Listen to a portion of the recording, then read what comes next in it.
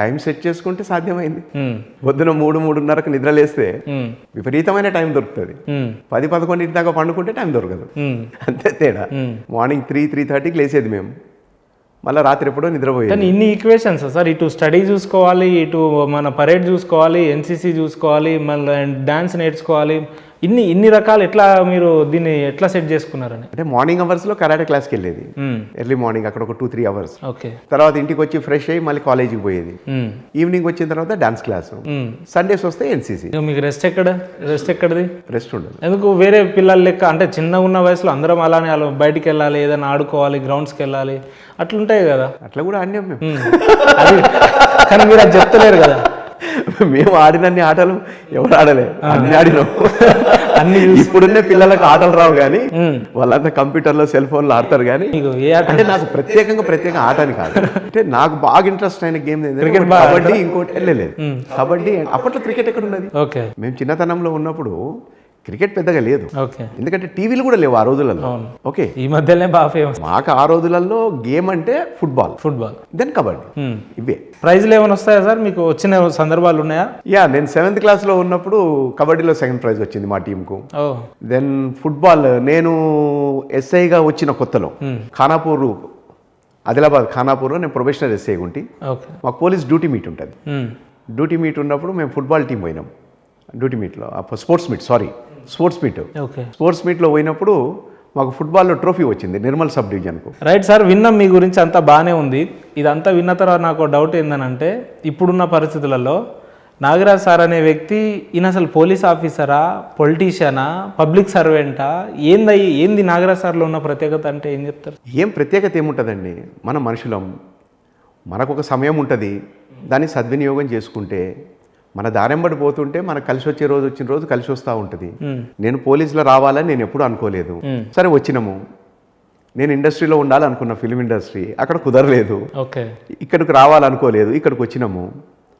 సరే పాలిటిక్స్లో రావాలని ఇప్పుడు అనుకుంటున్నాము, పరిస్థితులు ఎట్లుంటాయో తెలియదు. కానీ ఓవరాల్గా మనం మాట్లాడుకున్నప్పుడు ఏంటి అనుకున్నప్పుడు మనం మనుషులం గనక మన ప్రయత్నం మనం చేసుకుంటూ ముందుకు పోవాలి. సరే, మీరు అనుకోకుండా డిపార్ట్మెంట్లోకి వచ్చారు కదా, మళ్ళీ పాలిటిక్స్లో వెళ్ళాలని ఎందుకు కట్టుకున్నారు? మరి అదే ఆ స్క్రిప్ట్ రైటర్ గానో, డైరెక్షన్ డిపార్ట్మెంట్లోనో ఇంకేదో మళ్ళీ ఫీల్డ్లోకి వెళ్ళొచ్చు కదా.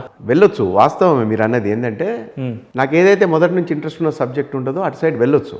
కానీ ఈ పోలీస్ డిపార్ట్మెంట్కి వచ్చిన తర్వాత ఈ పబ్లిక్తోని నాకు బాగా అటాచ్మెంట్ పెరిగింది. అంటే మొదటి నుంచి కూడా జనంలో ఉండే అలవాటు ఉండటంతో ఈ పోలీసులకు వచ్చిన తర్వాత ఎవ్రీ టైం పబ్లిక్లో ఉండే వాళ్ళతో మాట్లాడటము, ఇంటరాక్ట్ కావటము, వాళ్ళ ప్రాబ్లమ్స్ వింటము, దానికి సాల్వ్ చేసే ప్రయత్నం చేయటం, ఇదంతా జరగటం క్రమం దాదాపు 35 సంవత్సరాలు. ఈ 35 సంవత్సరాల సుదీర్ఘ ప్రయాణంలో కొన్ని వేల మందితోని మాట్లాడటం, తిరగటం జరిగింది. ఇవన్నీ చూసిన తర్వాత ఏమనిపించిందంటే ఇంతకన్నా బెటర్ ప్లేస్, బెటర్ ఆపర్చునిటీ, అంటే పబ్లిక్ దగ్గర ఉండటానికి, పబ్లిక్ సర్వీస్ చేయడానికి. అంటే పబ్లిక్లో తెలవంతనం ఎంత ఉంటుందో, అమాయకత్వం ఎంత ఉంటుందో, స్వార్థం కూడా అంతే ఉంటుంది ఒక్కోసారి. ఆ స్వార్థాన్ని వాళ్ళు ఏందో అనుకుంటారు, కానీ అది కూడా ఒక్కొక్క రోజు వాళ్ళని మోసం చేస్తుంది. అయితే వాళ్లకు ఏం కావాలి అనే విషయం కూడా వాళ్ళకి సరిగ్గా తెలియదు. ప్రజలకు కొంతమందికి వాళ్ళకు ఇబ్బందులు అనిపించేవి కూడా వాళ్ళు దాంట్లో నుంచి సంబరం తీసుకుంటూ ఉంటారు. ఇప్పుడు మీకు ఉదాహరణకు మహబూబాద్లో గుడంబ తీసినాం మేము, మనం లాస్ట్ టైం కూడా డిస్కస్ చేసినాం. వాళ్ళ గుడంబని ఎంజాయ్ చేసుకుంటూ బతికినరు. వాళ్ళు తాగేటోళ్ళేమో తాగి మత్తులో ఎంజాయ్ చేసుకుంటూ బతికినరు, కాసేటోళ్ళేమో నాకు సంపాదన వస్తుందని బతికి. కానీ అది విషమని, అది అసలు అక్కడ ఉండకూడదని, అది తాగితే చచ్చిపోతున్నారని, కుటుంబాలు అనాథలు అవుతున్నాయని వాళ్ళకి తెలియలే. అది తెలియజెప్పే క్రమంలో మేము ముందుకు పోయినాం. కొంత మేము సక్సెస్ అయినాం దాంట్లో. ఆ సక్సెస్ అయిన దాంట్లోని తర్వాత మేము తీసుకున్న కార్యక్రమాలు మహబూబాద్కు నేను బాగా దగ్గరైనప్పుడు ఏమనిపించింది, ఇప్పుడు మనము ఈ యూనిఫామ్ తీసేసిన తర్వాత మళ్ళీ పోయి ఇంట్లో కూర్చోవాలి, ఏదో వయసు అయిపోయింది తినుకుంటా, ఇట్లా మనకు ఇక్కడ ఎక్కదు, ఇంకేమైనా చేయాలి కదా అనిపిస్తుంది. ఇప్పుడు మీరు అన్నట్టు స్క్రిప్ట్ రాసుకొని సినిమాలు తీస్తే నాకు ఆత్మసంతృప్తి దొరుకుతుంది, నేను సాటిస్ఫై, అది సంపాదన వచ్చినా రాకపోయినా తృప్తి ఉంటుంది. ఇప్పుడు నేను చెప్పిన దశావతారాలు నేను ఆ రోజులో 5 లక్షలు పెట్టి తీసిన, నాకు 3 లక్షలు కూడా రాలేదు. ఎందుకంటే బిజినెస్ చేయడం రాలేదు నాకు. ఎట్లా బిజినెస్ చేయాలి అనేది, మార్కెటింగ్ ఎట్లా అనేది నాకు తెలియదు. నాకు వచ్చిన పంతాలో నేను తీసుకుంటూ పోతే అది మార్కెటింగ్ కాలే.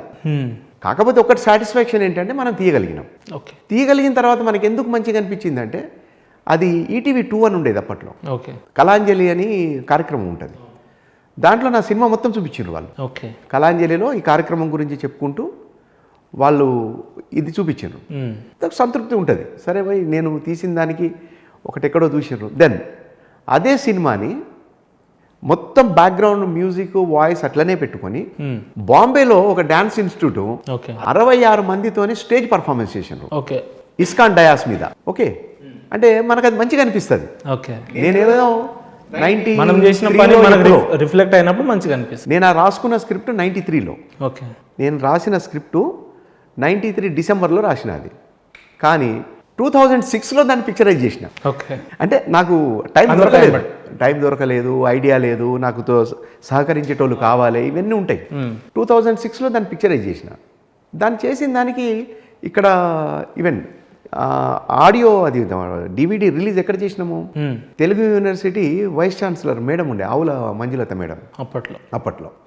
ఆ మేడం దాని గురించి తెలుసుకొని కూచిపూడి వారోత్సవాలు జరుగుతూ ఉంటాయి, నృత్యోత్సవాలు, అక్కడ సెమినార్లో మా DVD రిలీజ్ అయింది.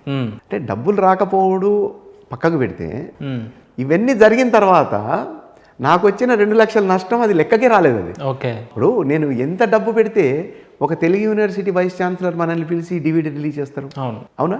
మన పిక్చర్ని వాళ్ళు ఆడియో తీసుకొని బాంబేలో పర్ఫార్మెన్స్ చేస్తారు, ఈటీవీ 2లో కళాంజలిలో ఎందుకు చూపిస్తారు అంటే కొన్నిటికి మనం విల కట్టలేము, ఒక సంతృప్తి మిగులుతుంది, అవుతుంది. ఇప్పుడు కూడా అట్లా తీసుకోవచ్చు, కానీ ఇవి తీసుకుంటే నాకు ఒక్కనికే సెట్ అవుతుంది. కానీ నేను పబ్లిక్లోకి పోతే పబ్లిక్ కూడా పనికొస్తాను నేను. అందుకనే ఈ విధంగా ఆలోచిస్తున్నా. రాజకీయంలోకి పోతే నాకు ఆపర్చునిటీస్ ఎక్కువ ఉంటాయి, పబ్లిక్తో దగ్గర ఉంటాము, వాళ్ళకి సమస్యలు తీర్చగలుగుతాము అనేది ఒక ఇంట్రెస్ట్. మరి ఇండిపెండెంట్గా కట్టి నిరంతరం ప్రజల్లో ఉండొచ్చు కదా సార్, ఎందుకు పార్టీని ఎంచుకున్నారంటే? ఇండిపెండెంట్గా ఉండటం అనేది కొంతమేర ఇబ్బంది కలిగిస్తుంది. రాజకీయం అంటే ఒక పార్టీ, ఒక జెండా, ఒక ఎజెండా, ఒక జన సమూహము, కార్యకర్తలు, నాయకత్వము, ఒక ఐడియాలజీ, ఇవన్నీ ఉంటాయి. సరే మీరు చెప్పండి సార్, దాంట్లో ఉంటే సార్ మీరు చెప్పండి, బీజేపీలో కనిపించని ఎజెండా కాంగ్రెస్లో ఎట్లా కనిపించింది, టీఆర్ఎస్లో కనిపించని ఎజెండా కాంగ్రెస్లో ఎట్లా కనిపించింది? నాకు అట్లేం లేదు. నేను ఈ ఎత్తుక్కుని పోయిన పని కాదు అది. లాస్ట్ టైం కూడా నేను ఇదే చెప్పిన. నేను పుట్టక ముందు నుంచి కూడా మా ఇల్లు మొత్తం కాంగ్రెస్లో ఉన్నోళ్ళే. అంటే ఆ భావజాలంతో వెళ్ళారు తప్ప ఉద్దేశం దాంట్లో మేము చిన్నప్పటి నుంచి మేము వింటున్న మాటలు, చూస్తున్న పనులు, తెలుసుకుంటున్న పరిస్థితులు, ఇవన్నీ దాంట్లోనే. ఉద్యోగంలోకి వచ్చిన తర్వాత మేము వీటన్నిటికీ అతీతంగా ఉండాలి కాబట్టి మేము దీంట్లో ఎక్కడ టచ్ చేయలేదు. ఓకే, అర్థమైందా? ఇప్పుడు రిటైర్ అవుతున్నప్పుడు మనం మరి ఏం చేయాలి అనుకున్నప్పుడు ఒక ఆలోచన, అంతేగాని నేను ముందు టేబుల్ మీద అన్ని పెట్టుకొని అందరు ఎజెండాలు చదివి దీన్ని సెలెక్ట్ చేసుకోవటం అనేది కాదు.